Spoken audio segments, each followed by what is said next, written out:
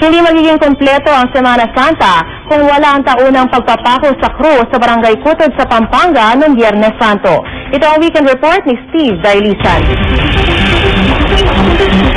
Tirik na tirik ang araw nitong Biyernes ng tanghali, pero di nito napigil ang may 30,000 katao sa pagdagsa sa Barangay San Pedro Kutod, San Fernando, Pampanga para saksiyan ang taunang pagpapako sa krus.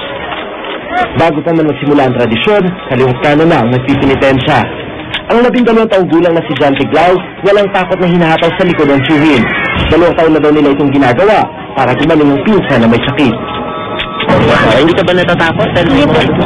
Pag araw-araw po, pag may barisan po ako nagaan sa kanya. Ikaw talaga?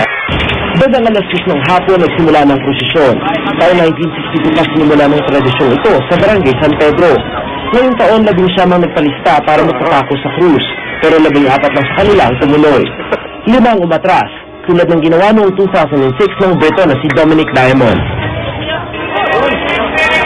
Ayon sa mga namamanata, wala daw silang nararamdamang kaba kahit na matalas ang pakong ginagamit.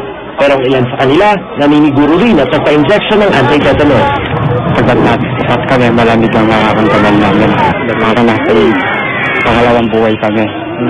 At pagkatapos namin nun, nararamdaman namin sa katawan namin, parang nagyakbay kami na malalayo. Ang mga gumanap naman bilang Hudyo, kakaibang biyaya din daw na darama sa pakikilahok sa sinakulo.